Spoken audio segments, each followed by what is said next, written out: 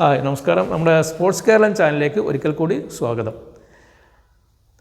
ഇന്ന് November 15, 2024 cricket അപ്ഡേറ്റാണ്. നമുക്കറിയാം, ഇന്ന് ദക്ഷിണാഫ്രിക്കയും ഇന്ത്യയും തമ്മിലുള്ള 4ാം T20 മത്സരം ഇന്ന് രാത്രി 8 മണിക്ക് ദക്ഷിണാഫ്രിക്കയിൽ വെച്ച് നടക്കുന്നതാണ്. ആദ്യ മത്സരത്തിൽ സഞ്ജു സാംസൺ നേടിയ തകർപ്പൻ സെഞ്ചുറിയുടെ പിൻബലത്തിൽ ഇന്ത്യ വിജയിച്ചു. രണ്ടാമത്തെ ലോ സ്കോറിംഗ് മത്സരത്തിൽ ഇന്ത്യ പരാജയപ്പെടുകയാണ് ചെയ്തത്. മൂന്നാമത്തെ മത്സരത്തിൽ തിലക് വർമ്മ നേടിയ സെഞ്ചുറിയുടെ പിൻബലത്തിൽ ഇന്ത്യ വീണ്ടും വിജയിച്ചു. അങ്ങനെ ഇപ്പോൾ ഇന്ത്യ 2-1 പരമ്പരയിൽ മുൻപിലാണ്.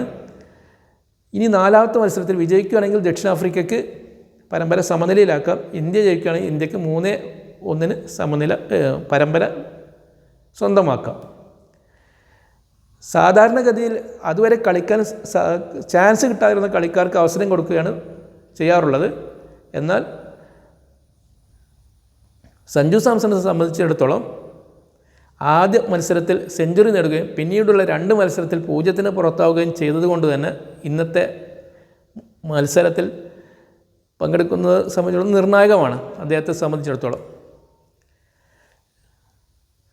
ടീമംഗങ്ങളെക്കുറിച്ച് കളിയുടെ കുറച്ച് മുമ്പ് മാത്രമേ അറിയാൻ കഴിയുകയുള്ളൂ. രണ്ടാമത്തെ അപ്ഡേറ്റ് പറയാനുള്ളത് ഇന്ത്യയും ഓസ്ട്രേലിയയും തമ്മിലുള്ള ഈ മാസം 22-ാം തീയതി നടക്കുന്ന ടെസ്റ്റ് പരമ്പരയെക്കുറിച്ചാണ്. ആദ്യ മത്സരം നടക്കുന്നത് ഓസ്ട്രേലിയ പെർത്തിലെ സ്റ്റേഡിയത്തിലാണ്. പെർത്തിലെ പിച്ചിനെ കുറിച്ച് നമുക്കറിയാം, അത് ലോകത്ത് ഏറ്റവും കൂടുതൽ പേസും ബൗൺസും ഉള്ള പിച്ചാണ്. നമ്മൾ ഇന്ത്യൻ ബാറ്റ്സ്മാരെ സംബന്ധിച്ചിടത്തോളം ഇപ്പോൾ ന്യൂസിലാൻഡുമായുള്ള പരമ്പര കഴിഞ്ഞപ്പോൾ പൊതുവെ ആത്മവിശ്വാസം അല്പം കുറഞ്ഞ അവസ്ഥയിലാണ്. പ്രത്യേകിച്ചും സീനിയർ താരങ്ങളായ വിരാട് കോഹ്ലിയും രോഹിത് ശർമ്മയും വളരെ കുറഞ്ഞ റൺസിന് പുറത്തായവരാണ്. അതുകൊണ്ട് തന്നെ അവരുടെ ആത്മവിശ്വാസം കൂട്ടാൻ വേണ്ടി സൂപ്പർ താരം സച്ചിൻ ടെണ്ടുൽക്കറെ ബാറ്റിംഗ് കൺസൾട്ടൻ്റായി വെക്കണമെന്ന് മുൻ താരം W രാമൻ BCCIയോട് ആവശ്യപ്പെട്ടു.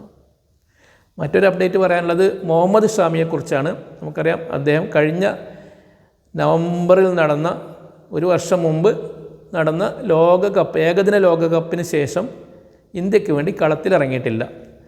ശസ്ത്രക്രിയയും വിശ്രമവുമായി 1 വർഷമായി അദ്ദേഹം പുറത്തായിരുന്നു. അദ്ദേഹം ഈ ആഴ്ച ബംഗാളിന് വേണ്ടി, കാശ്മീരുകാരനാണെങ്കിലും ബംഗാളിന് വേണ്ടി രഞ്ജി ട്രോഫി കളിക്കാനിറങ്ങി. ആദ്യ ദിവസം 10 ഓവർ എറിഞ്ഞെങ്കിലും വിക്കറ്റൊന്നും കിട്ടിയില്ല. ഇന്നലെ 9 ഓവർ എറിഞ്ഞ് 4 വിക്കറ്റ് കയ്യിലാക്കി.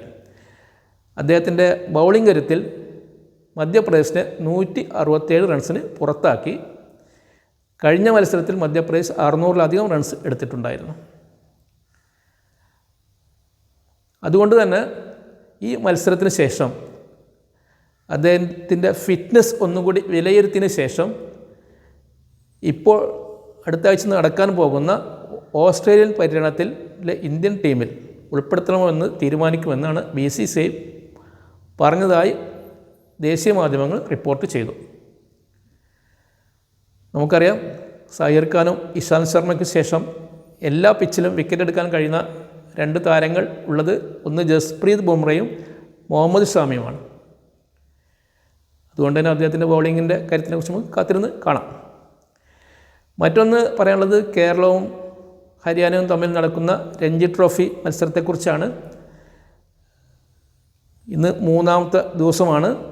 കഴിഞ്ഞ 2 ദിവസങ്ങളിലും ഒരുപാട് സമയം പ്രതികൂല കാലാവസ്ഥ കാരണം നഷ്ടപ്പെട്ടു. ഇന്നലെ കളി അവസാനിപ്പിക്കുമ്പോൾ കേരളം 8 വിക്കറ്റിന് 285 റൺസ് എന്ന നിലയിലാണ്. നമുക്കറിയാം, ആദ്യ ദിവസം രോഹൻ കുന്നുമലും അക്ഷയ് ചന്ദ്രനും അർദ്ധ സെഞ്ചുറി നേടിയിരുന്നു. ഇന്നലെ ക്യാപ്റ്റൻ സച്ചിൻ ബേബിയും വിക്കറ്റ് കീപ്പർ മുഹമ്മദ് അസറുദ്ദീനും അർദ്ധ സെഞ്ചുറി നേടി. എന്നാൽ കഴിഞ്ഞ 2 മത്സരങ്ങളിലും ഏറ്റവും കൂടുതൽ റൺസ് എടുത്ത സൽമാൻ നിസാർ ഇന്നലെ 0-ന് പുറത്തായി. ഇന്നും നാളെയും മാത്രം അവശേഷിക്കുന്നത് കൊണ്ട് തന്നെ ഈ മത്സരത്തിൽ ഒരു തീരുമാനമുണ്ടാകാൻ സാധ്യത കുറവാണ്. അതുകൊണ്ട് തന്നെ 1ാം ഇന്നിങ്സ് ലീഡിന് വേണ്ടിയിട്ടായിരിക്കും 2 ടീമുകളും ശ്രമിക്കുക. മറ്റൊരു അപ്ഡേറ്റ്, ഇന്നലെ ഓസ്ട്രേലിയയിലും പാകിസ്ഥാനും തമ്മിൽ നടന്ന T20 മത്സരത്തെക്കുറിച്ചാണ്. ഇന്നലത്തെ മത്സരത്തിൽ ഓസ്ട്രേലിയ വിജയിച്ചു. അപ്പോൾ ഇതൊക്കെയാണ് ഇന്നത്തെ ക്രിക്കറ്റ് അപ്ഡേറ്റ് ഉള്ളത്. അടുത്ത അപ്ഡേറ്റ് ആയിട്ട് വരുന്നവരെ നമസ്കാരം. Thank you.